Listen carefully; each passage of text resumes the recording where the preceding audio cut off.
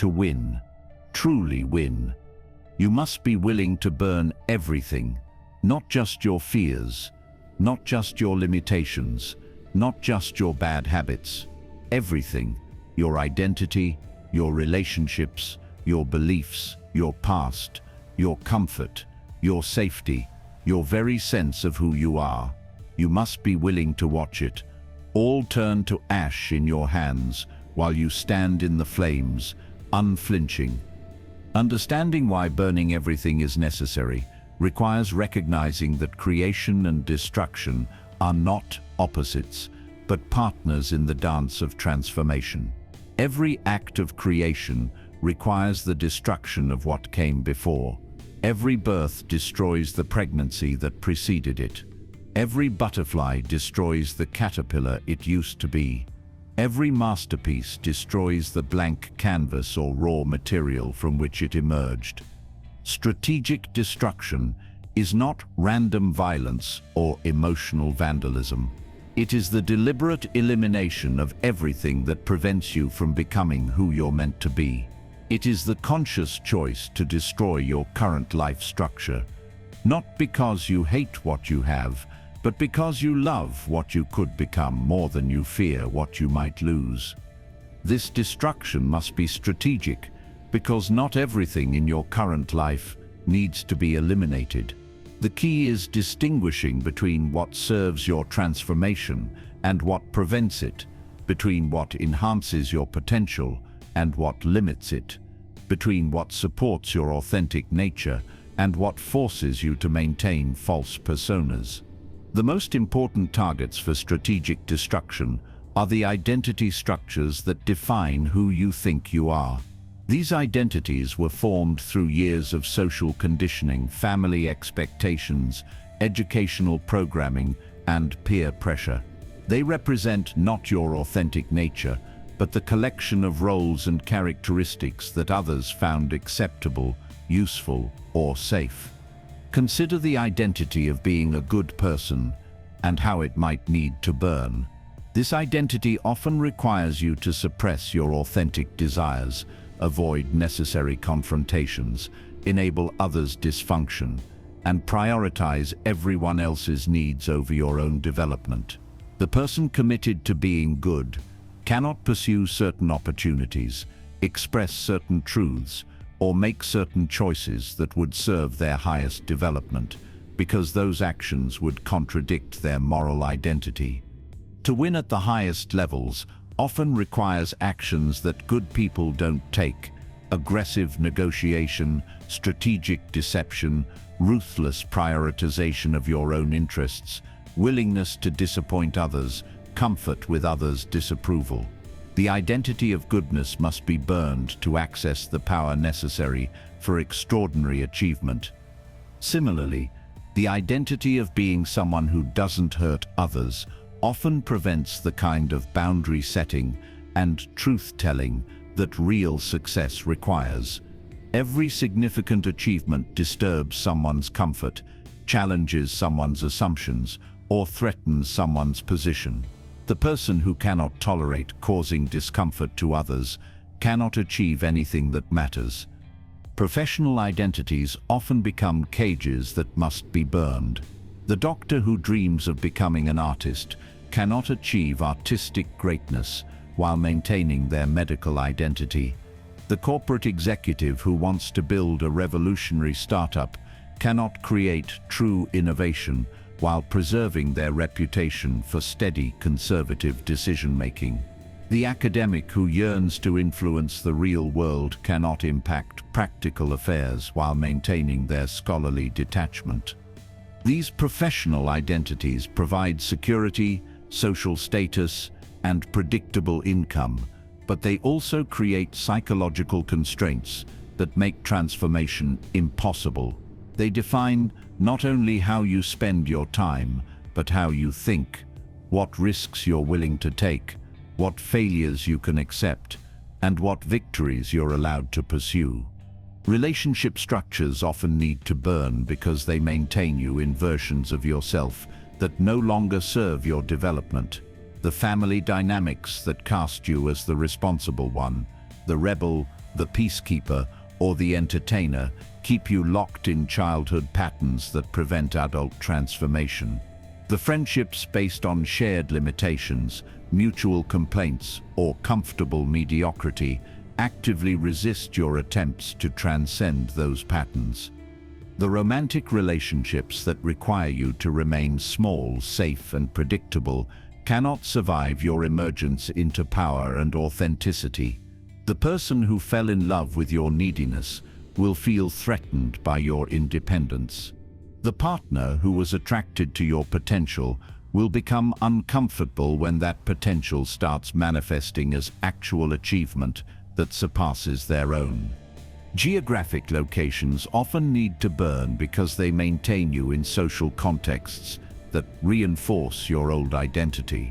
The hometown that knows you as you were cannot easily accept you as you're becoming.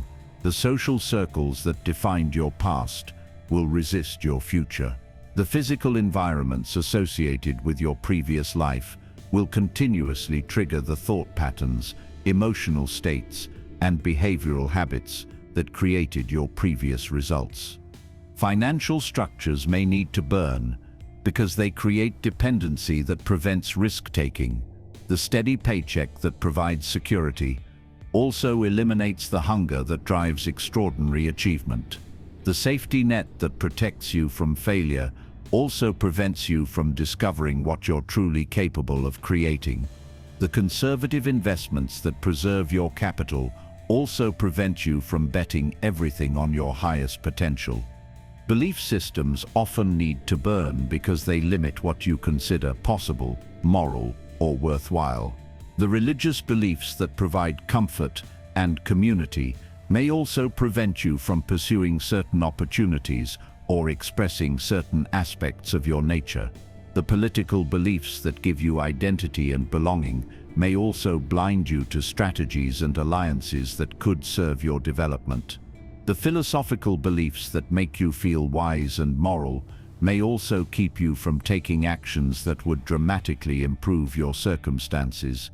Even positive beliefs may need to burn if they prevent you from accessing your full power.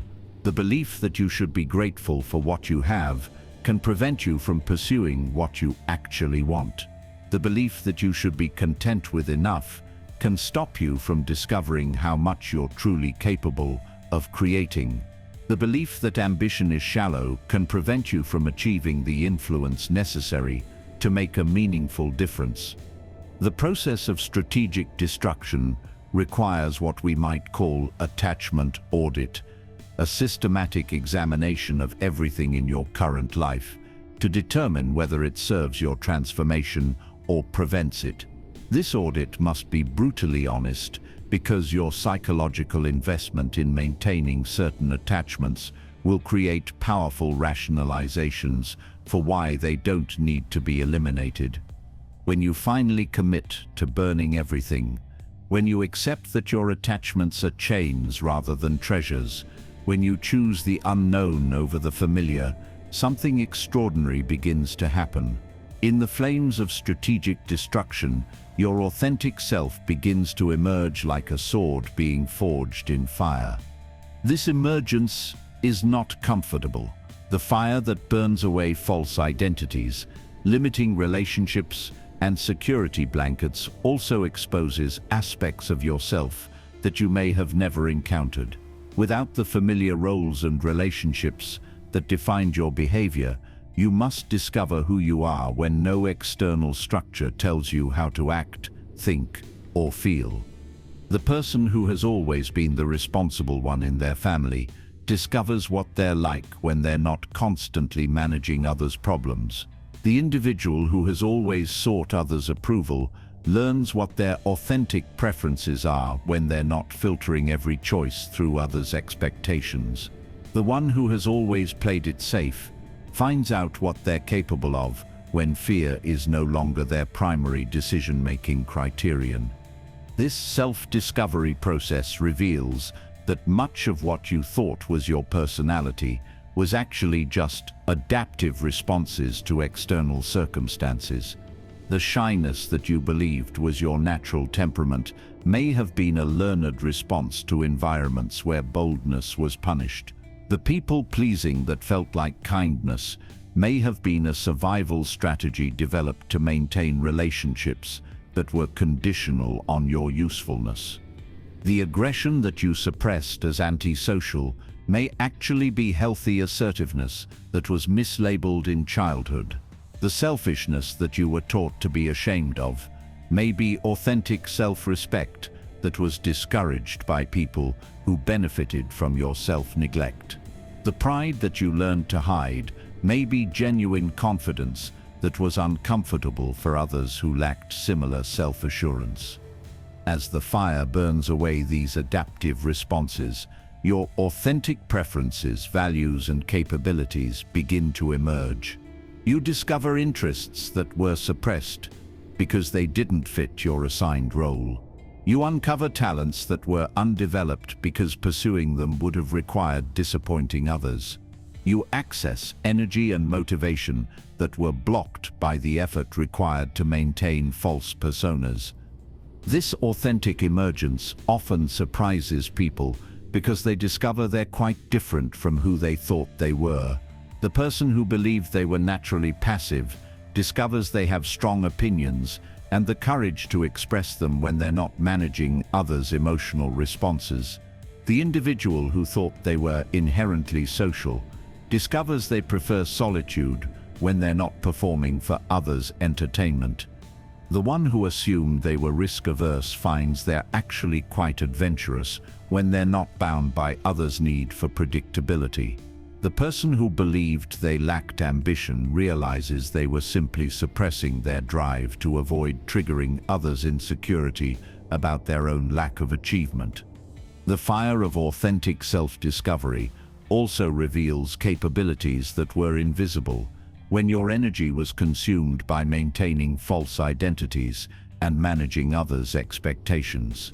The creative abilities that were dormant while you were focused on being practical, the leadership qualities that were undeveloped while you were committed to being accommodating, the strategic intelligence that was unused while you were invested in being nice.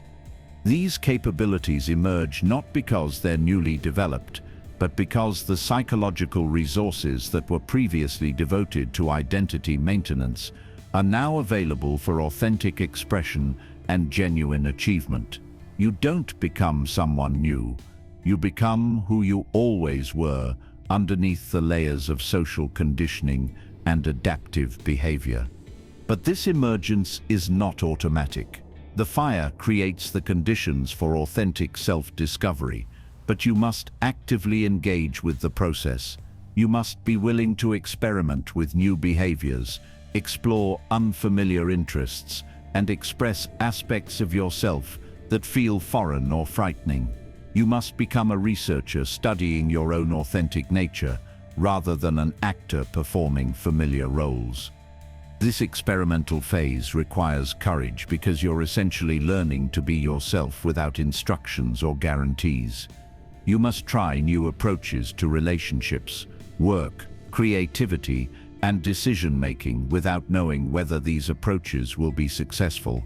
You must express your authentic thoughts and feelings without certainty about how others will respond. You must pursue your genuine interests without knowing whether they will lead to practical success. The fire also burns away the need for external validation that previously governed your choices. When your identity is no longer dependent on others' approval, you can make decisions based on your authentic assessment of what serves your development, rather than what maintains others' comfort. You can pursue goals that excite you, rather than goals that impress others. You can express ideas that feel true to you, rather than ideas that generate agreement. This freedom from the need for validation is initially disorienting because most people have spent their entire lives calibrating their behavior to others' responses. Learning to use internal rather than external criteria for decision-making requires developing new psychological skills and trusting judgments that haven't been previously tested through social approval. The person emerging from the fire must learn to distinguish between their authentic impulses and their conditioned responses. They must develop sensitivity to their genuine feelings rather than their performed emotions. They must recognize their authentic interests rather than their adopted preferences. They must identify their real values rather than their inherited beliefs. This discernment develops through practice and attention rather than through analysis or instruction. You learn to recognize authenticity by experimenting with different expressions of yourself and noticing which ones feel energizing versus draining, which create expansion versus contraction, which generate genuine satisfaction versus empty accomplishment. The fire of authentic self-discovery ultimately reveals that you are far more interesting, capable, and powerful than the limited identity you maintained through attachment to external circumstances. The person who emerges from strategic destruction discovers they have been living as a pale shadow of their actual potential, maintaining a diminished version of themselves to accommodate others' comfort or to conform to social expectations. The victory that emerges from burning everything is unlike any achievement possible through incremental change. It is not the victory of addition, adding skills, wealth, or achievements to your existing life. It is the victory of transformation, becoming fundamentally different from who you were, operating from principles and capabilities that were inaccessible while you remained attached to your previous identity. This victory manifests first as psychological freedom. The person who has burned their attachments to external validation discovers they can make decisions without consulting others' opinions. The individual who has released their need for security finds they can take risks that previously seemed impossible. The one who has abandoned their attachment to being liked can express their authentic thoughts and feelings without fear of rejection. This psychological freedom creates possibilities that were literally inconceivable within your previous mindset. Career options that seemed impossible when you were attached to security become viable when you're willing to embrace uncertainty. Relationship dynamics that were unimaginable when you needed others' approval become natural when you're operating from self-respect rather than self-doubt. Creative expressions that were blocked when you were concerned about others' judgments flow freely when you're focused on authentic expression rather than social approval. Business ventures that seemed too risky when you were protecting your current status become exciting opportunities when you've already released your attachment to external circumstances. The victory also manifests as unprecedented access to your full capabilities. The energy that was previously consumed by identity maintenance, people-pleasing, and attachment management becomes available for productive pursuits. The mental resources that were devoted to managing others' expectations can be redirected toward achieving your authentic goals. The psychological bandwidth that was occupied by maintaining false personas becomes available for developing genuine skills. The emotional capacity that was drained by dysfunctional relationships can be invested in relationships that actually enhance your life. The time that was spent on activities designed to maintain your image can be devoted to activities that develop your capabilities. This redirection of resources often produces dramatic improvements in performance and achievement that seem mysterious to observers who don't understand the transformation that preceded them. The person appears to have suddenly developed new abilities or discovered hidden talents, but actually, they've simply stopped suppressing capabilities that were always present, but were blocked by psychological investments in maintaining attachments. The victory reveals itself through what we might call effortless achievement, the experience of accomplishing goals that previously seemed difficult or impossible with surprising ease. This ease doesn't come from the goals becoming simpler, but from the person becoming more aligned with their authentic nature and therefore more capable of expressing their genuine abilities. The entrepreneur who has burned their attachment to others' opinions can make business decisions quickly and confidently, rather than spending months researching every choice to death. The artist who has released their need for approval can create prolifically rather than agonizing over whether each work will be well received. The leader who has abandoned their investment in being liked can make difficult decisions without being paralyzed by others' potential displeasure. Perhaps most remarkably, the victory often includes the return of what was burned, but transformed and elevated. Relationships that seemed lost forever may re-emerge, but based on genuine attraction and respect, rather than neediness and obligation. Financial security that was sacrificed may be restored, but through authentic achievement rather than fearful hoarding. Professional recognition that was abandoned may return, but earned through genuine excellence rather than careful people-pleasing.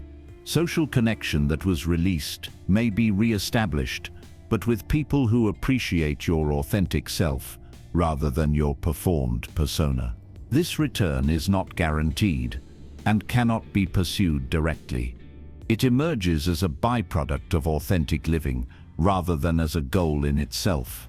The person who burns everything to get specific things back will fail because they're still operating from attachment rather than freedom. But the person who burns everything to discover who they truly are often finds that life conspires to support their authentic expression in ways they never imagined. The victory also includes a profound sense of self-respect and inner security that is independent of external circumstances. The person who has proven to themselves that they can survive the loss of everything they thought they needed discovers that they are fundamentally unbreakable.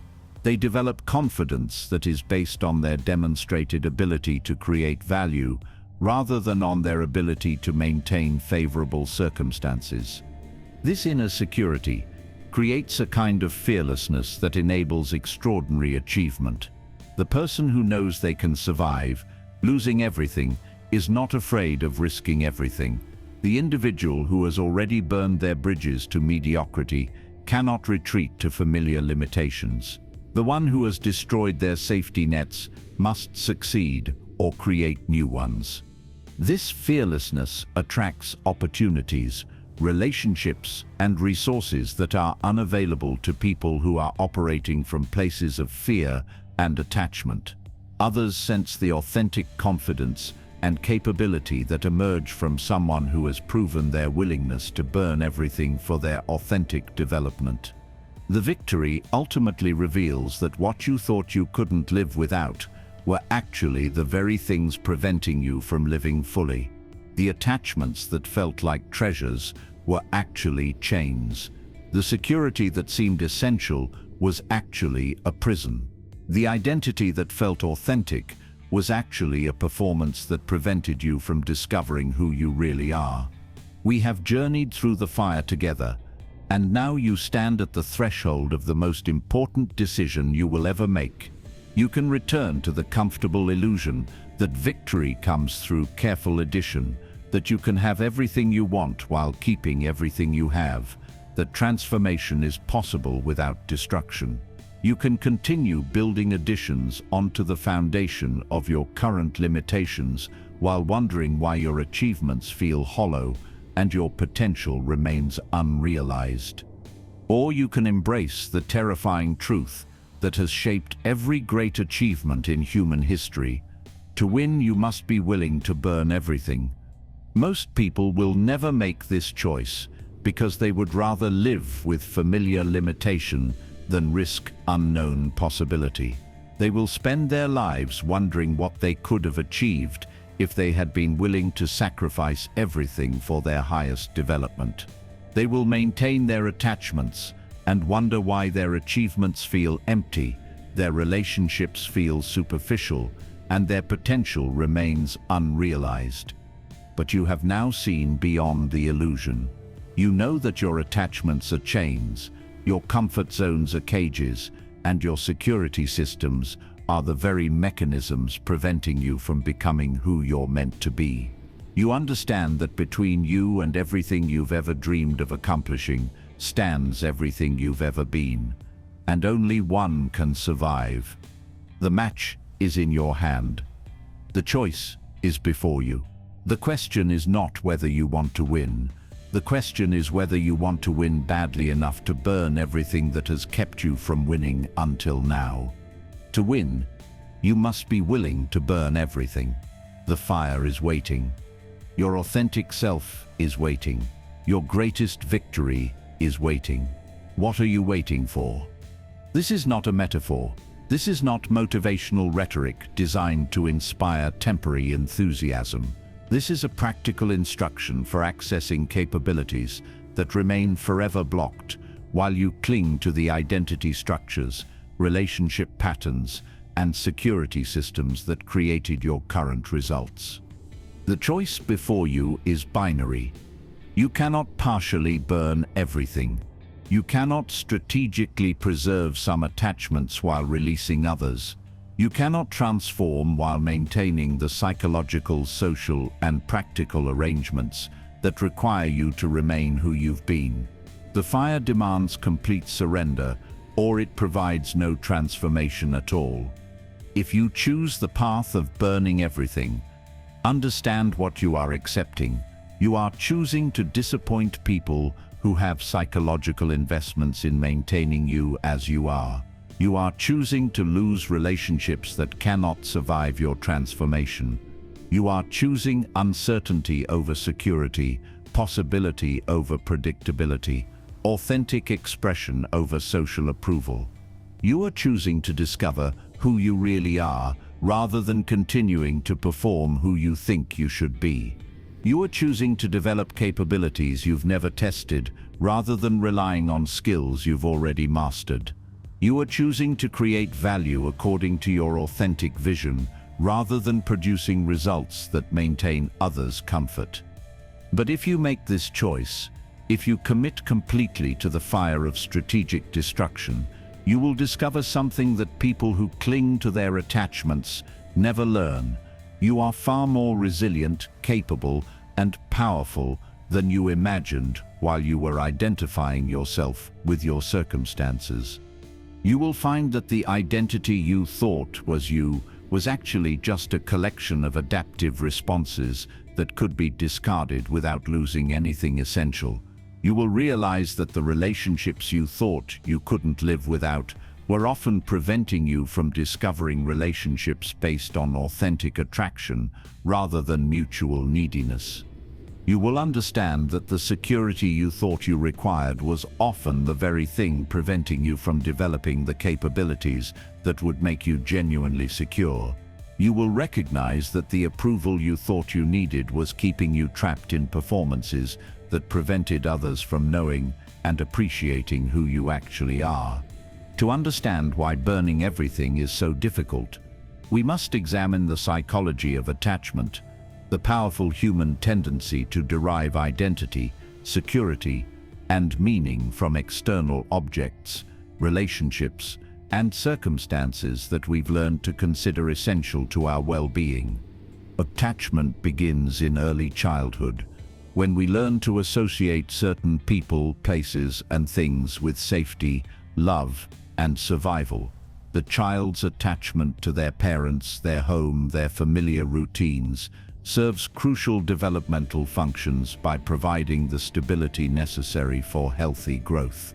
But as we mature, these attachment patterns often persist long past their usefulness, becoming psychological chains that prevent us from adapting to new circumstances and pursuing higher potentials. The adult who remains psychologically attached to childhood securities cannot take the risks necessary for adult achievement. The person who needs others' approval to feel worthwhile cannot make decisions that might generate disapproval. The individual who derives identity from possessions cannot pursue opportunities that might require sacrificing those possessions. The one who finds meaning in maintaining familiar routines cannot embrace the chaos necessary for transformation. Attachment creates what psychologists call sunk cost fallacy, the tendency to continue investing in something because of what you've already invested, rather than because of its current value or future potential. The person who has spent years building a career they no longer find fulfilling continues in that career, not because it serves their current goals, but because abandoning it would mean wasting their previous investment. The entrepreneur who has poured time and money into a failing business continues funding it, not because the business shows promise, but because walking away would mean acknowledging that their previous efforts were unsuccessful. The individual who remains in an unfulfilling relationship continues that relationship not because it enhances their life, but because ending it would mean wasting the years they've already invested. This sunk cost thinking prevents people from making rational decisions about their future because they're psychologically enslaved to their past investments. They cannot evaluate opportunities based on their merits because they're trapped by commitments that no longer serve them but feel too costly to abandon. Attachment also creates what we might call identity fusion, a psychological condition where your sense of self becomes so intertwined with external circumstances that you cannot imagine who you would be without them. The successful doctor cannot imagine themselves as anything other than a doctor. The devoted parent cannot imagine their identity beyond their parenting role. The loyal friend cannot conceive of themselves without their social circle. This identity fusion makes change feel like death, because changing circumstances would require abandoning not just external situations, but the self-concept that has been built around those situations. The person whose identity is fused with their career cannot consider career change without experiencing existential terror about who they would become if they weren't defined by their profession. The psychology of loss aversion explains why attachment is so persistent, even when it clearly prevents growth. Research shows that humans experience the pain of losing something about twice as intensely as they experience the pleasure of gaining something of equivalent value. This means that the prospect of losing what you currently have feels more significant than the prospect of gaining what you might achieve. The person considering a career change focuses more intensely on what they would lose, salary, status, security, familiar routines, than on what they might gain through pursuing their authentic interests and capabilities. The individual thinking about ending an unfulfilling relationship dwells more on the loneliness and uncertainty of being single than on the freedom and possibility that might emerge from ending an unsatisfying partnership. This loss aversion bias makes people systematically overvalue what they currently have while undervaluing what they might create or discover. It creates a psychological gravitational pull toward maintaining the status quo, even when the status quo is clearly insufficient for achieving their goals.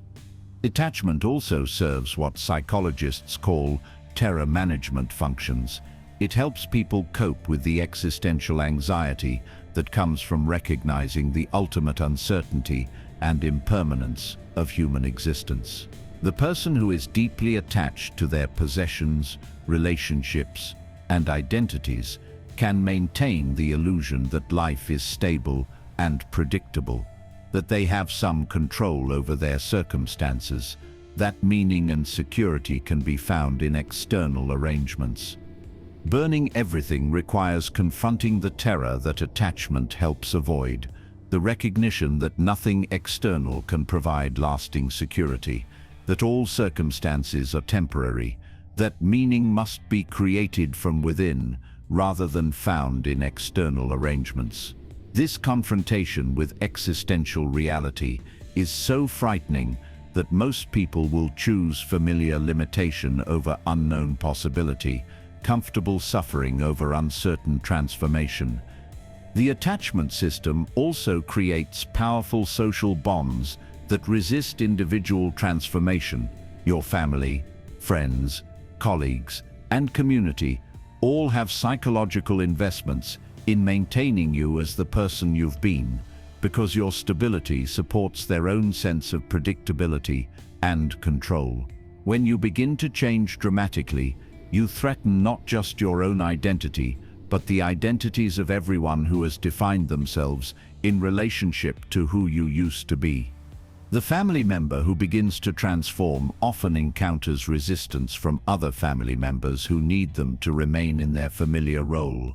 The friend who starts pursuing ambitious goals often faces subtle sabotage from friends who feel threatened by their growth. The employee who begins developing leadership capabilities often meets resistance from colleagues who preferred them in a subordinate position.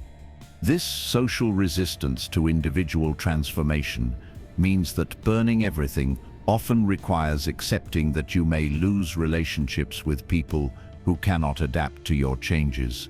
The person committed to maintaining everyone's approval cannot pursue transformation that might generate disapproval. The individual who needs others' permission to change cannot take actions that others might not understand or support. Perhaps the most difficult aspect of attachment psychology is recognizing that much of what feels like love, loyalty, or commitment is actually fear disguised as virtue. The parent who cannot let their adult children become independent may believe they're demonstrating love, but they're actually expressing their terror of losing their identity as a needed parent. The friend who discourages your ambitious pursuits may claim they're protecting you from disappointment, but they're actually protecting themselves from the threat of being left behind. The person who remains in an unfulfilling but familiar relationship may tell themselves they're being loyal or committed, but they may actually be choosing the known misery of their current situation over the unknown possibilities that could emerge from embracing solitude and independence. Most people believe that victory comes through careful addition, adding skills, adding knowledge, adding connections, adding wealth, adding achievements to their existing life structure. They imagine success as a building process where they maintain their current foundation while constructing upward toward their goals. This belief in incremental progress is perhaps the most seductive lie ever told about achievement. It promises that you can have everything you want without losing anything you already have. It suggests that transformation can happen without pain, that victory can be achieved without sacrifice, that you can become someone new while remaining exactly who you are. Watch how people approach their goals, and you'll see this illusion in action everywhere. The aspiring entrepreneur who wants to build a revolutionary business but isn't willing to quit their secure job. The person seeking profound personal transformation who refuses to abandon the relationships and activities that created their current limitations. The individual dreaming of artistic greatness who won't sacrifice the social approval that comes from creating safe, conventional work. They want to add success to their life without subtracting anything from it. They want to build a new identity on top of their old identity. They want to reach extraordinary destinations while carrying all the baggage that has kept them ordinary. They believe in change without loss, transformation without destruction, victory without burning anything down. This incremental approach fails not because the goals are impossible, but because the old and the new cannot coexist. Your current life structure, your habits, relationships, beliefs, identities, and comfort zones exists in perfect equilibrium to produce exactly the results you're already getting. Any attempt to achieve dramatically different results while maintaining this structure is like trying to drive to a new destination while keeping your car parked in the same spot. Consider the psychology of the person who has spent years trying to improve their life through addition rather than subtraction. They read self-help books while maintaining the thought patterns that created their problems. They attend seminars about success while preserving the relationships that reinforce their limitations. They set ambitious goals while clinging to the comfort zones that make those goals impossible to reach. The result is not progress but oscillation, a constant movement back and forth between moments of inspiration and periods of regression. They make temporary changes that feel like progress, but the gravitational pull of their unchanged life structure inevitably draws them back to their starting point. They experience what feels like growth, but is actually just the repeated cycle of hope and disappointment that comes from trying to transform without destroying. The incremental approach fails because it treats symptoms rather than causes. It attempts to change outcomes while preserving the systems that create those outcomes.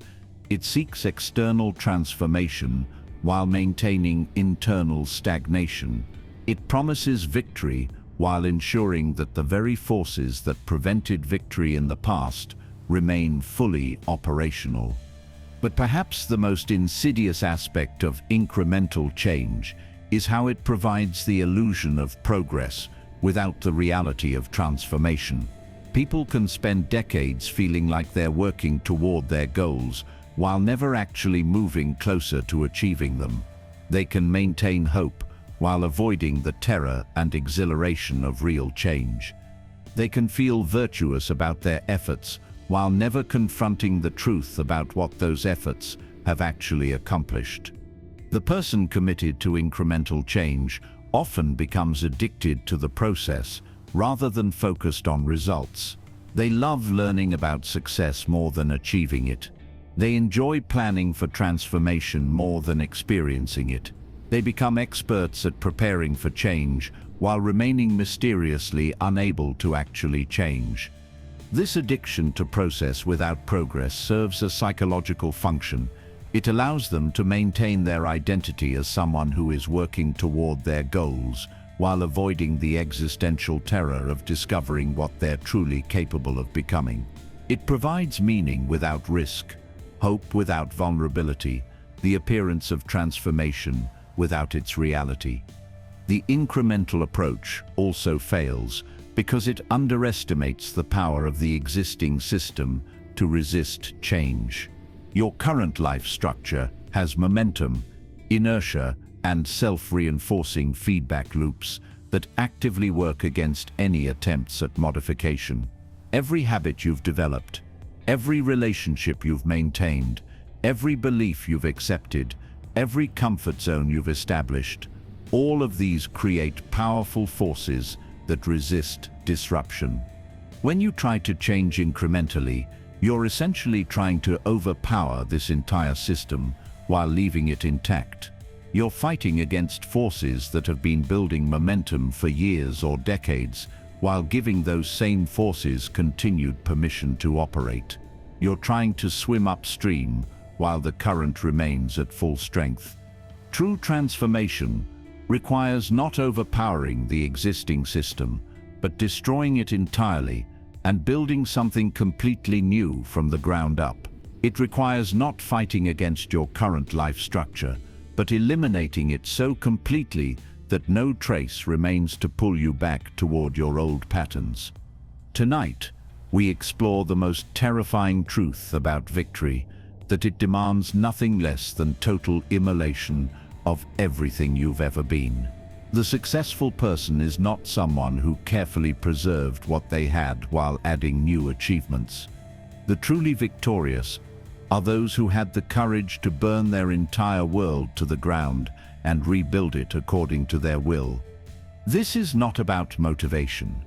This is not about working harder or believing in yourself.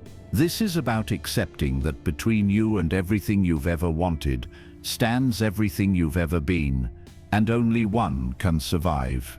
You must choose the familiar prison of your current existence, or the unknown territory that opens only after you've destroyed every bridge back to who you used to be.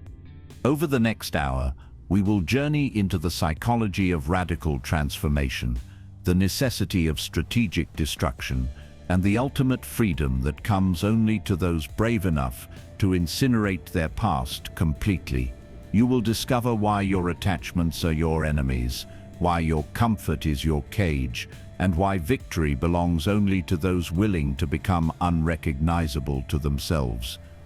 By the end of this exploration, you will understand why every great achievement in history required someone to abandon everything they thought they were, and why your greatest victory lies not in building upon what you have, but in destroying what you are to become what you must be.